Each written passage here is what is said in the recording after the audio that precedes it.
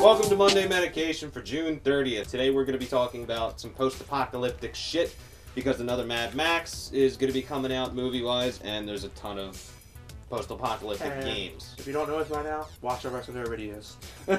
Yeah, what we're going to be doing today is a top 10 post-apocalyptic games that we care about. You can say whatever you want, I don't care. These are the ones that we like.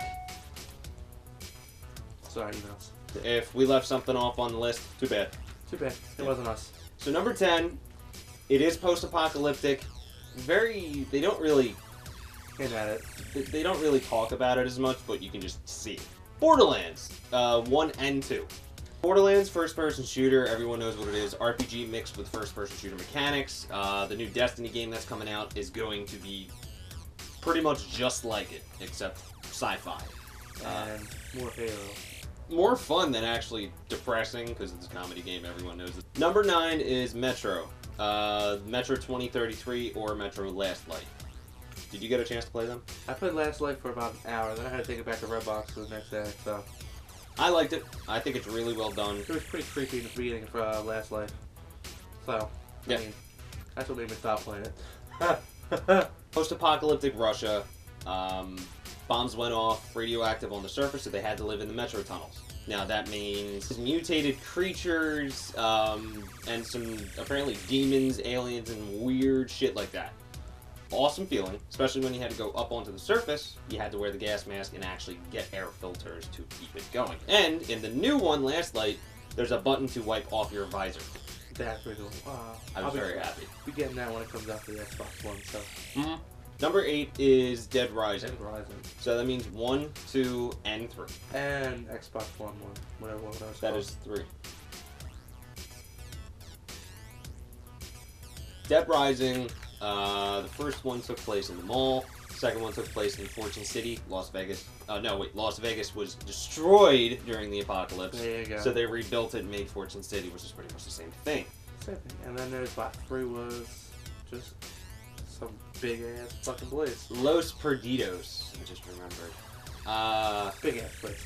It was big. The only thing I had with it, and one of my friends brought it up to me, it didn't feel open world. The whole reason it didn't, because every 2 feet you went in the car, you had to make a detour, because everything was blocked. Makes the experience drag on a little bit too long, because you have to constantly make detours or leave your awesome car that you just made 10 feet before, then have to go make another one. Motorcycle was the best. Yes. Number 7 is Gears of War. I guess more on 3 was the more apocalyptic one, because that's when the locusts really started taking over the planet. 1 and 2 did have that feeling, but it's really shown off in 3 once you just see what dire straits they're left to. There's not many COG left, and the locusts are pretty much fucking taking over everything. Gears of War was a good game. Yes, and I cannot wait for the next one. Far game. Number 6 is Dead Island. Dead Island is the first-person shooter, more first-person melee simulator. Fucking crazy, though. With zombies on a tropical island. It was a sleeper hit. I was excited for it for the longest time, bought it, was very happy with it. A lot of people knew there was glitches with it, there were. Tons of glitches. It didn't really feel like a finished game, but... What game don't have glitches nowadays? That one was just ridiculous, though. Yeah, you're right, but... That's kind of what made the fun for the game. Dead Island Riptide came out. It was okay. It was just an expansion. It wasn't really a full sequel. But they announced Dead Island 2. And I'm excited to see what it's going to look like, because it's not on the same engine. I think it's on the Crytek engine. I think. Number 5 is The Walking Dead. Number 5 is The Walking Dead. He doesn't like the series. I do. I don't know. I'm not a big fan of The Walking Dead. The comic books are good. The TV show's okay. The game is probably my favorite thing.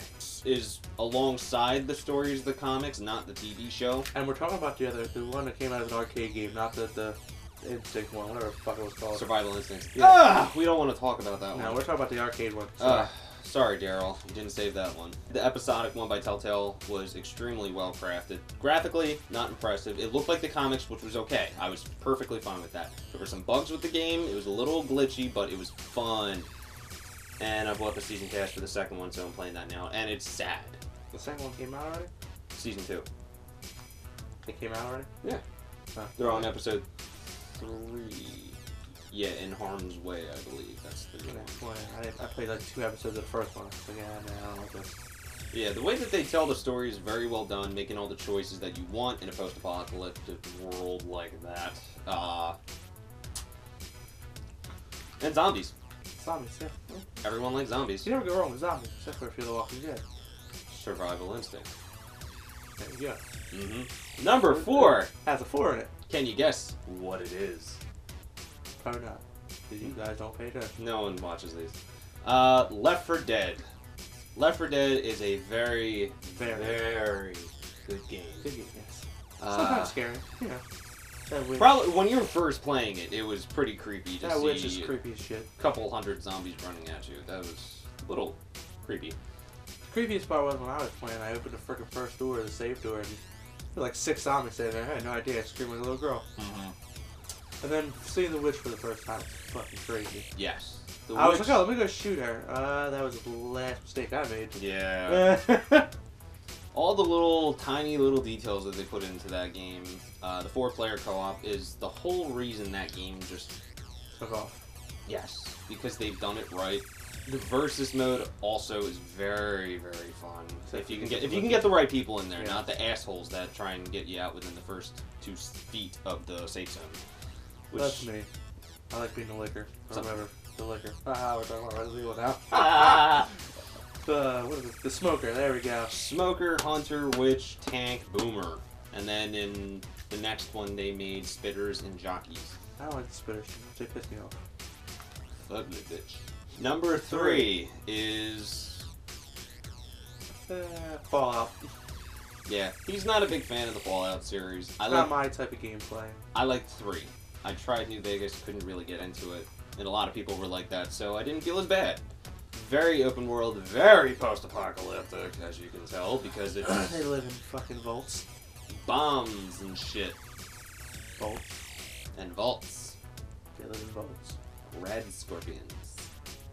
Red scorpions. Rad roach. Nah. Bottle caps are money. Yes! That was actually really cool. I was okay with bottle caps. Well, Nuka-Cola. See, I know some of the stuff. I played a little bit of it, so, I mean, you can't say I never played it and didn't like it. My only thing is with those kinds of open world games, just like Skyrim, because it's the same people that made it, I get too sidetracked with those big, giant open worlds, which is why I'm hoping that doesn't happen with Destiny. Because I think Destiny, I'll be attached to it. Number 2 is probably one of our favorite games within the past 2 years. You're probably going to know what it is, because everyone mentions it. The Last of Us. Oh my god, that game came out and just turned everything around on the zombie apocalypse stuff. Yeah. It really did. It was different. Really pulled you in. When I talk about survival of the zombies, you play that game. Yes. I mean, I know The Walking Dead is all about surviving it, but the Left 4 Dead kind of conquered it more. Last of Us. Fuck! Last of Us kind of conquered it more than The Walking Dead. Yeah. They had the emotion in the story as well as the gameplay, which is the one reason... the first fucking scene of the game. The first scene... How do you get away from that? Oh, God, I don't want to talk about that. That was sad. The first scene, how do you get away from that? That was like... I almost dropped my controller and stopped playing there. Number 1. Resident Evil. 1 through 3. I think I beat it... Don't forget about 0 either. 0 was amazing. Yes. 0 was outstanding. You forgot about 0, 1, 2, and 3. And 4. 0 and 1 were pretty much right at the time where everything started. So it wasn't exactly post-apocalyptic, it was just turning apocalyptic. 2 and 3 was pretty much directly after everything started happening. A couple years. I think like a couple months to a year or something like that. Yeah, later. These games, man. But the Resident Evil series is very close to my heart. I grew up with it. It was technically the first horror game that I played, Resident Evil 2. And you gotta think about it, they also, yeah, like you said, Fallout came out before that. It did. It was on PC, so not a lot of people had a... After Resident Evil, how many people made zombie games?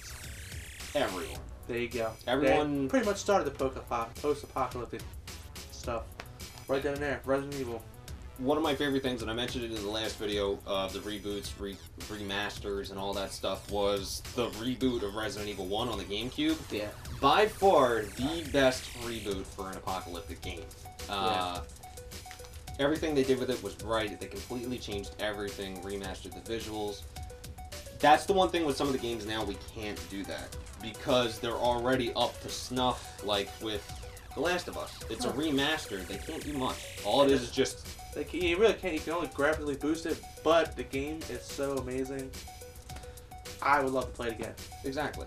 If they did something where they would put Resident Evil's 1, maybe 0, and then 3. 1 through 3, and put it on Xbox 360, Xbox One, PlayStation PS3, 3, PS4, yeah. any of that, if they did that, that would be outstanding. I would like to see all those again. Yeah, they can even put on the Wii U. So the last thing we're going to talk about, like you were just saying, is honorable mentions.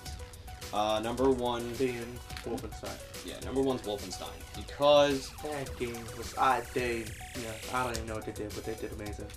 It's not really that it's post-apocalyptic. It kind of is, but the way that it works is, and it happens within the first, not even 10 minutes. It's more like a half hour. You play World War II for about a half hour to an hour, depending on how fast you play, and then you get transferred 14 years later, and the Nazis won. They took over the planet, pretty much. U.S. surrendered. So it's not exactly apocalyptic because nothing's extremely torn apart. There's not a lot. I mean, there are some parts that are torn apart, but it's more of a takeover. Number 2 is Darksiders for honorable mentions. Darksiders, you start the apocalypse because you are war. So I don't know why I looked at the paper. It's not even on there, but it took me a minute to remember. Another game I haven't played, 3, Half-Life. Half-Life is... It's not on the countdown because it's kind of like during a takeover. And it's kind of apocalyptic. And people are going to be like, well, you put Gears of War on there, and that's not very apocalyptic. The third one was. I don't want to hear it. Thus ends another Monday medication. We hope you guys got your fill. Any parting words? Not at all. Besides, pick up The Last of Us. That sounds good enough to me. And well, like we said, pick up any of the games on this list. Yeah, pick up any of the games on the list. I might not have played 3 of them, but Metro Last Life and 22 come out for the Xbox One, so I'll be picking that up. Yep. So there'll be 1 off the list that I didn't play. And what else? I was going to say something too. Yeah, discussions. Discussions are welcome. If you guys have any questions or you want to show off your favorite post-apocalyptic games, any kind of favorite games you guys can and if you want to see us make a video about something else, comment it.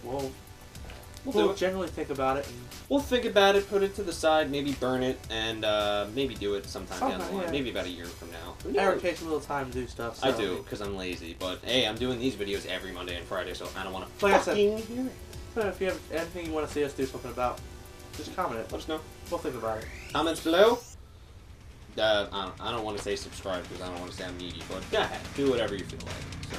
So get us out. Spread us out. Welcome to the mental ward. Welcome. What are you buying?